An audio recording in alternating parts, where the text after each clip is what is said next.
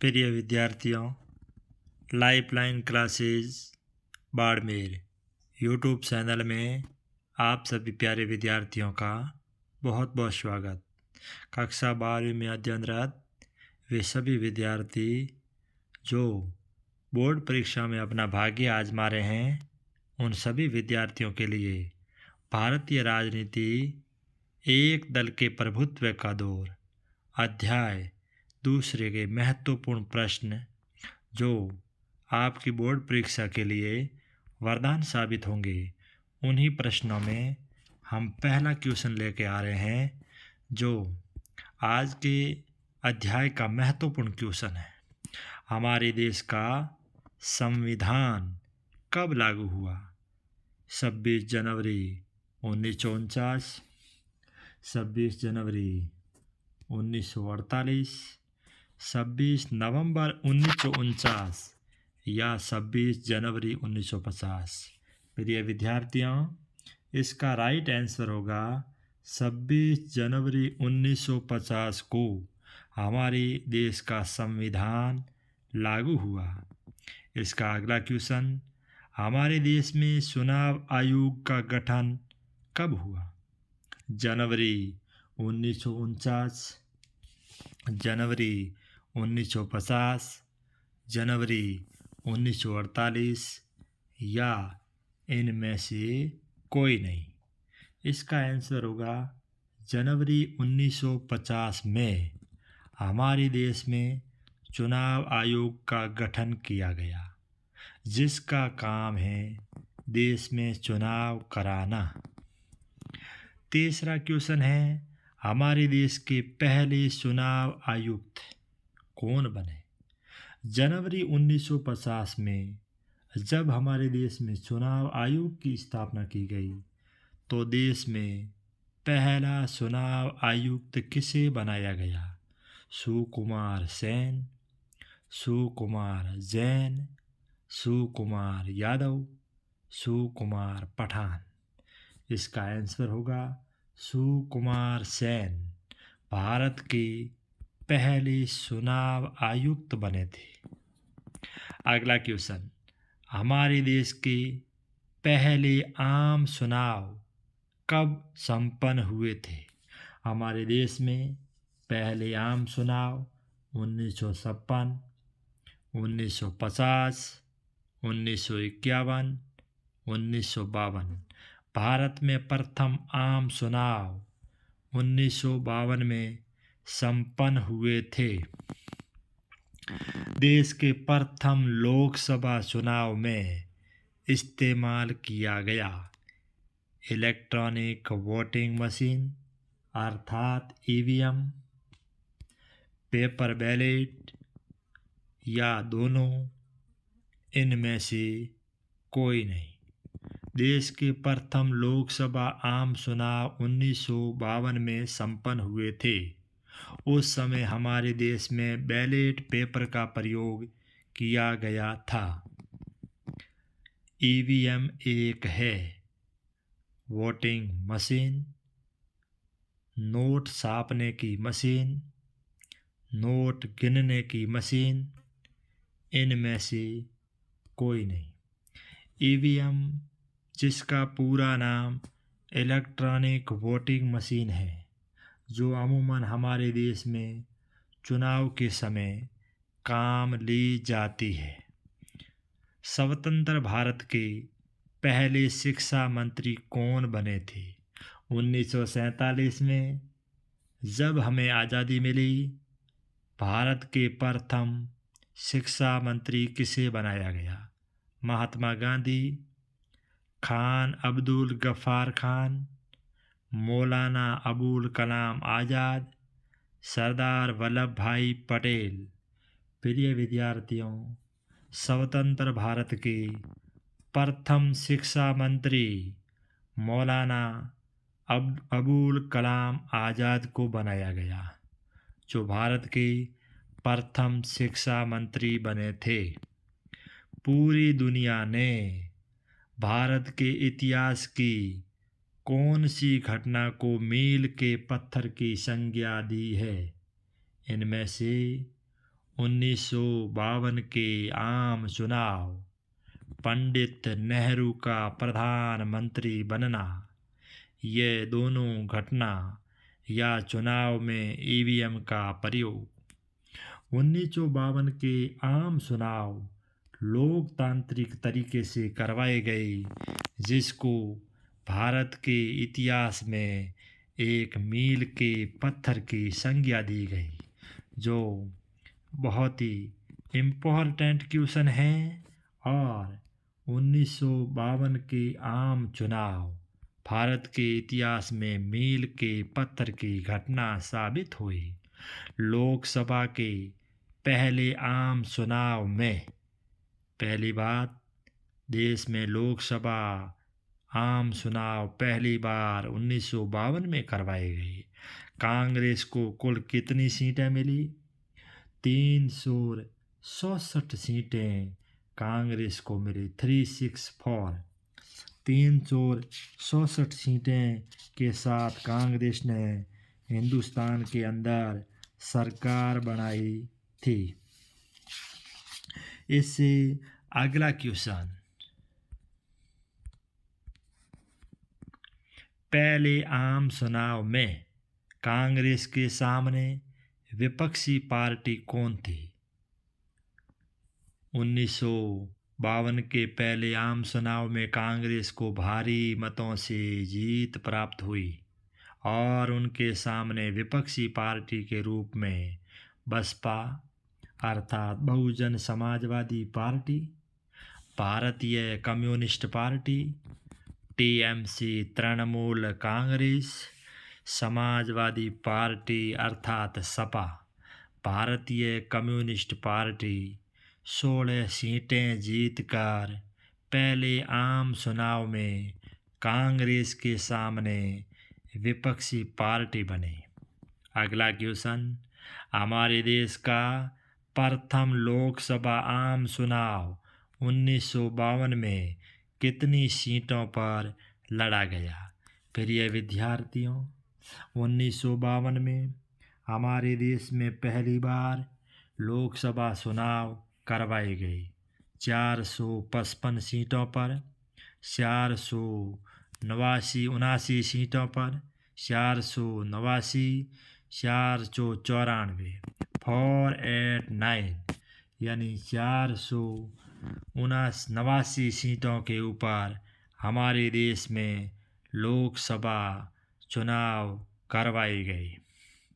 प्रथम लोकसभा आम चुनाव में भारतीय कम्युनिस्ट पार्टी दूसरे नंबर पर रही, जिन्होंने हमारे देश में कांग्रेस सरकार के सामने विपक्षी पार्टी की बखूबी भूमिका निभाई। उन्हें कुल कितनी सीटों पर जीत हासिल हुई? 12 या 16 या 17 या 20?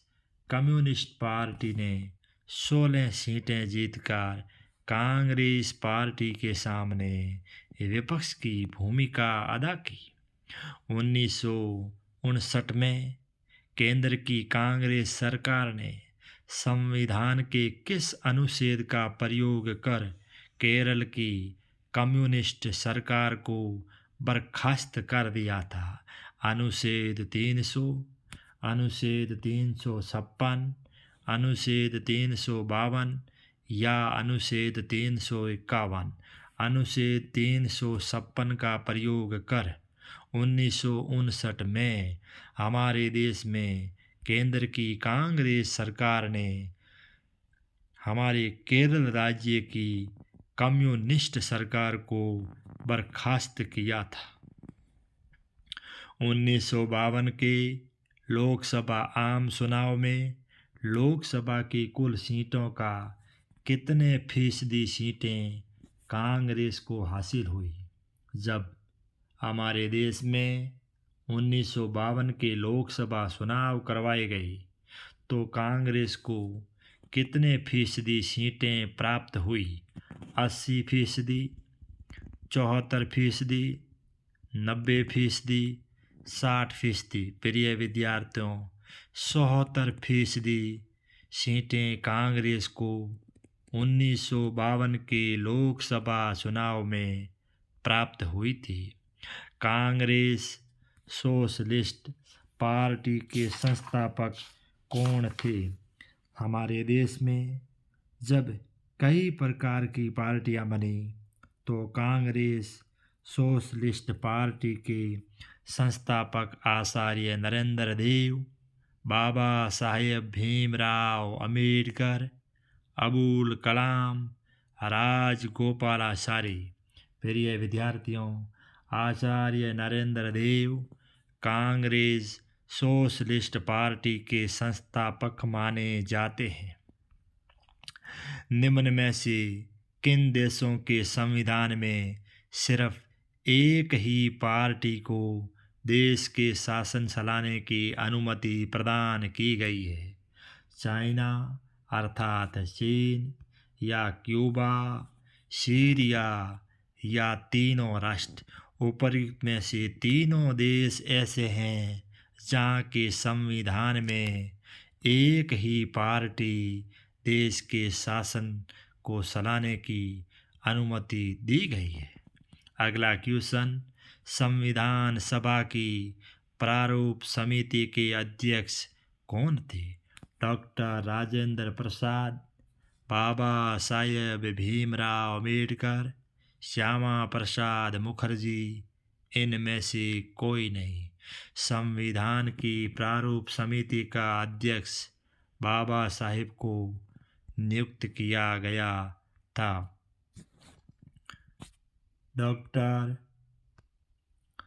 डॉक्टर भीमराव अंबेडकर ने अपने जीवन के अंतिम पायदान में कौन सा धर्म अपनाया अर्थात ग्रहण किया था?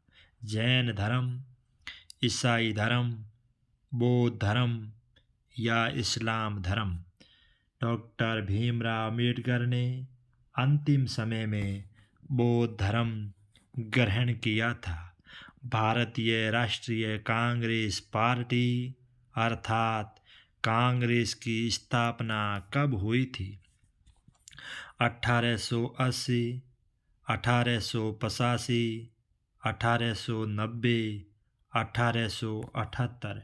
प्रिय विद्यार्थियों, 28 दिसंबर 1885 को 28 दिसंबर 1885 को मुंबई के अंदर गुरुदास तेजपाल संस्कृत कॉलेज में भारतीय राष्ट्रीय कांग्रेस पार्टी की स्थापना हुई थी। भारतीय राष्ट्रीय कांग्रेस पार्टी की स्थापना A.O. ह्यूम के द्वारा की गई थी। भारतीय कम्युनिस्ट पार्टी किस क्रांति से प्रेरित थी? बोल्शेविक क्रांति, फ्रांसीसी क्रांति, रूसी क्रांति, या इनमें से कोई नहीं? भारतीय कम्युनिस्ट पार्टी बोल्शेविक क्रांति से बड़ी प्रेरित थी।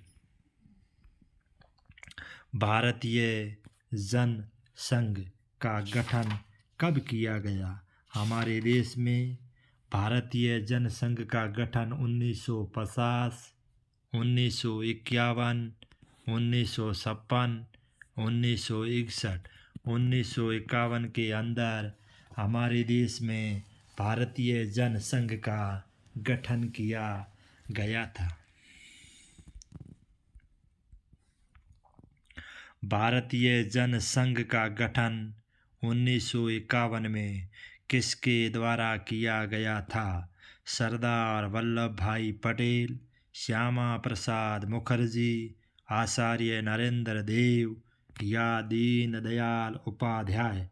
प्रिय विद्यार्थियों, श्यामा प्रसाद मुखर्जी भारतीय जनसंघ गठन पार्टी के संस्थापक माने जाते हैं, जो वेरी इम्पोर्टेंट क्वेश्चन है।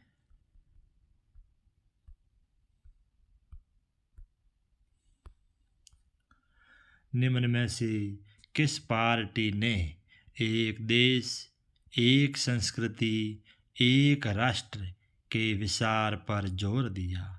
भारतीय राष्ट्रीय कांग्रेस पार्टी, भारतीय कम्युनिस्ट पार्टी, भारतीय जनसंघ या इनमें से कोई नहीं। भारतीय जनसंघ एक ऐसा संघ है जिन्होंने एक पार्टी, एक देश, एक संस्कृति, एक राष्ट्र के सिद्धांत पर जोर दिया था। भारतीय जनसंघ पार्टी को 1952 के लोकसभा चुनाव में कितनी सीटों पर सफलता मिली थी? 4, 6, 3, 9। भारतीय जनसंघ पार्टी 1952 के लोकसभा चुनाव में 3 सीटों पर सफलता प्राप्त कर पाई थी। किस पार्टी ने भारत और पाकिस्तान को एक करके अखंड भारत बनाने की बात कही थी? भारतीय जनसंघ, कम्युनिस्ट पार्टी, भारतीय राष्ट्रीय कांग्रेस या इनमें से कोई नहीं। प्रिय विद्यार्थियों, भारतीय जनसंघ जिसकी स्थापना 1951 में श्यामा प्रसाद मुखर्जी के द्वारा की गई थी और उस पार्टी ने भारत और पाकिस्तान को एक करके अखंड भारत बनाने की बात कही थी। कांग्रेस के किस अधिवेशन में जमीन की चकबंदी, खाद्यान्न के व्यापार, सरकारी अधिग्रहण और सहकारी खेती का प्रस्ताव पास हुआ था? नागपुर अधिवेशन, सूरत अधिवेशन, वर्धा अधिवेशन, इनमें से कोई नहीं। कांग्रेस के नागपुर अधिवेशन में सरकारी अधिग्रहण, सहकारी खेती और खाद्यान्न के व्यापार, जमीन की चकबंदी, उपर्युक्त सभी बातों पर जोर दिया गया।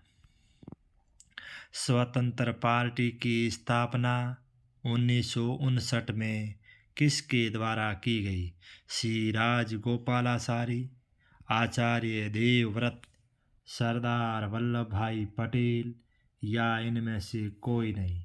प्रिय विद्यार्थियों, स्वतंत्र पार्टी की स्थापना श्री राजगोपालाचारी के द्वारा की गई थी, जो काफ़ी महत्वपूर्ण क्वेश्चन है। स्वतंत्र भारत के पहले भारतीय गवर्नर जनरल कौन बने थे? जो सबसे पहले आप याद रखें, वेरी इम्पोर्टेंट क्वेश्चन है। और श्री राजगोपालाचारी, दीनदयाल उपाध्याय, एक गोपालन, एक के गोपालन, और इनमें से कोई नहीं। श्री राजगोपालाचारी 1947 के बाद स्वतंत्र भारत के प्रथम भारतीय गवर्नर जनरल बनाए गए थे। भारत रत्न से सम्मानित होने वाले पहले भारतीय कौन हैं? भारत के इतिहास में दिया जाने वाला सबसे बड़ा पुरस्कार भारत रत्न पहली बार दिया गया। अटल बिहारी वाजपेयी, श्री राजगोपालाचारी या इन दोनों को? इनमें से कोई नहीं। पहली बार भारत रत्न अवार्ड दिया गया श्री राजगोपालाचारी को। और इसी प्रश्नों की अंतिम कड़ी में हमारी ताज़ा अपडेट खबरों के लिए हमारे टेलीग्राम लिंक से ज़रूर जुड़ें। हमारे यूट्यूब चैनल को सब्सक्राइब करना न भूलें। और इसी आशा और अपेक्षा के साथ जय हिंद, जय भारत।